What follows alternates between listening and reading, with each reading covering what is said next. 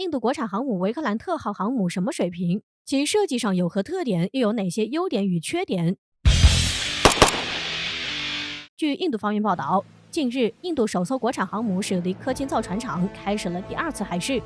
与8月初的首次海试相比，这一次海试的维克兰特号航母变化并不大，航母甲板依旧没有铺设防滑涂层，显得锃光瓦亮。另外就是航母舰岛虽然多了一些天线与设备，但其 ELM-2248有源相阵控雷达还没有安装，而那套设备是从以色列进口的。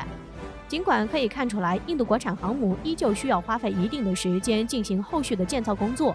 但印度官方依然宣布，维克兰特号航母将于2022年8月正式服役。而这艘航母最常被人调侃的，莫过于12年的建造时间以及主要设备靠进口。可以说，这是目前争议最大的一艘航母，吹捧的与贬低的人数都是以10亿以上来计算。对于维克兰特号航母，印度人自然将其吹上天，而美国媒体也会附和着表示，这艘航母要比中国前2艘更先进，因为维克兰特号航母是上世纪90年代的技术，而中国2艘航母还是上世纪70年代苏联技术。不过，在中国网友与巴基斯坦网友口中，维克兰特号航母就显得一文不值了。因为它是印度制造的，所以很不靠谱，什么时候着火烧掉都不知道。如果抛开维克兰特号航母超长建造周期以及万国造的特质，客观来看这艘航母的话，不吹不黑，维克兰特航母究竟什么水平？其实维克兰特号航母其优点与缺点都非常明显。先说其优点，这艘航母采用4台 LM2500加燃气轮机，总轴马力为16万马力，最大航速28节。LM2500加燃气轮机拥有着不俗的水平，关键时刻不容易掉链子。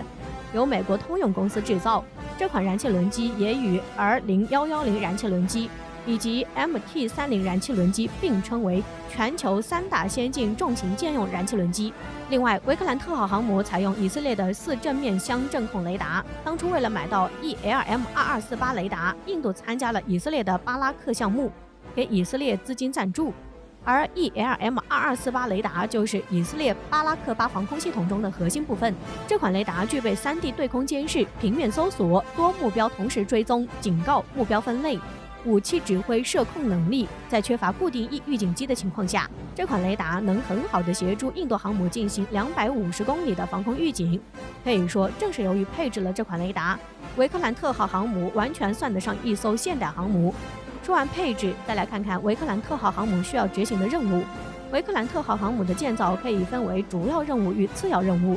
主要任务是维系印度海军在印度洋的绝对实力，形成对巴基斯坦海军的等级压制。而次要任务就是能使印度海军有限介入亚太局势，有效控制马六甲海峡，并对中国构成威慑。从这一点来看，维克兰特号航母这样的配置胜任主要任务绰绰有余。但要完成次要任务就有些不够看了。这一点其实印度人也很清楚，因此他们在建造维克兰特号时选择了抓主放次，这其实是一个很明智的选择。印度人建造这艘航母并不像很多人抨击的那样自信心爆、盲目扩张，因此维克兰特号航母无论是在技术水平上还是作为象征意义，对于印度来说是值得的。印度建造自己的国产航母大体方针是没有错的，而这些便是维克兰特号航母的优点所在。但另一方面，维克兰特号航母的缺点也很突出。作为一艘4万吨级的航母，维克兰特号航母要比从俄罗斯买来的维克拉玛蒂亚号航母还要小，4万吨平台本身就成为了限制。我们从这艘航母画线就能发现，沿中轴方向是一条105米的起飞线，而维克兰特号航母起飞跑道线已经延伸到了降落区域，这意味着航母舰载机起飞与降落不能同时进行。这样一来，将大大降低舰载机的起降效率，这就有点像法国的戴高乐号航母了。而戴高乐号同样是一艘4万吨的航母，可见这也是其吨位的限制。至少和中国与英国相比，印度的航母建造技术还差很远。另一方面，同样由于平台的限制，我们没有看到这艘航母有安装挡烟板，这就很微妙了。可能这艘航母与维克拉玛蒂亚号航母一样，不使用挡烟板。难道印度人不怕飞机起飞时尾烟把航母烧了吗？但毕竟升降机出门就是起飞点，挡烟板会明显破坏甲板结构。对于维克拉玛蒂亚号航母，俄罗斯人的做法是在起飞点跑道铺设耐热涂层，但是维克兰特航母的钢材是印度自己提供的，印度钢材与涂层水平能否达到高性能耐热程度也是一大疑问。而抛开技术来谈，维克兰特号航母另一个缺点在于，印度孱弱的军工制造业其实很难维系印度航母工业的发展。维克兰特号航母注定不会像辽宁号航母之于中国航母一样，成为印度航母发展的基石。就从一点来谈，那就是航母舰载机。我们知道，一艘航母真正能发挥战斗力的便是舰载机，二者本应该是同步发展的。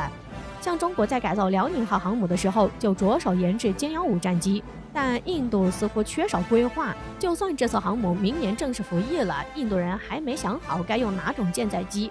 过去，印度舰载机采购了俄罗斯的米格 29K， 但米格 29K 已经是一款老式战机了。加上近年来印度也衰了不少，印度方面似乎也认为米格 29K 已经跟不上印度海军发展的需要，那就只能换一款了。那么换哪款战斗机好呢？自家的 LCA 光辉战机虽然此前完成了陆地着舰测试，证明了这是一款能上航母的战斗机，但是印度海军完全没有下订单，因为印度海军压根儿就看不上这艘战机。且不论这架出自印度斯坦航空的战斗机质量如何，光是这落后时代的设计，还不如用米格 29K。美国在向印度积极推销 FA-18 战斗机。此前，波音公司还特意展示了 FA-18 战斗机在滑跃甲板起飞的能力，以向印度证明这架战机可以适配印度航母，但依旧不入印度法眼。早在2011年，印度在招标126架中型多功能战机时，美国就向印度推销过 FA-18 战斗机与 F-16 战斗机。然而 FA-18 战斗机连同 F-16 战斗机在第一轮的竞选中就惨遭淘汰了。印度方面给出的理由是，美国的战斗机在机动性能方面并不理想，不如同级别的欧洲战机。就在几天前，法国达索公司提出要在印度进行阵风 M 舰载机的飞行测试，以证明该战机可以从滑跃式飞行甲板起飞。法国人此举无疑就是来抢印度的大单。从此前印度购买陆航版的反馈来看，印度人对阵风战机也是喜爱有加。那么看来阵风 M 是最适合的选择吗？然而根据数据，维克兰特号航母的升降机宽 10.2 米，长14米，比8米宽的维克拉玛蒂亚号航母的升降机更大了一些。而米格 29K 舰载机机翼折叠后翼展是 7.8 米，在维克拉玛蒂亚号航母上使用显得很紧凑，但在维克兰特号航母上则宽敞得多。但是法国的阵风 M 舰载机没有采用折叠翼设计，翼展达到 10.8 米。也就是说，维克兰特号若选择阵风 M 舰载机，升降机都用不了，这就意味着机库也无法停放阵风 M。换句话说，当初印度人在设计维克兰特号航母的时候，就没考虑到舰载机的发展，似乎完全就是当做一个政治任务来完成。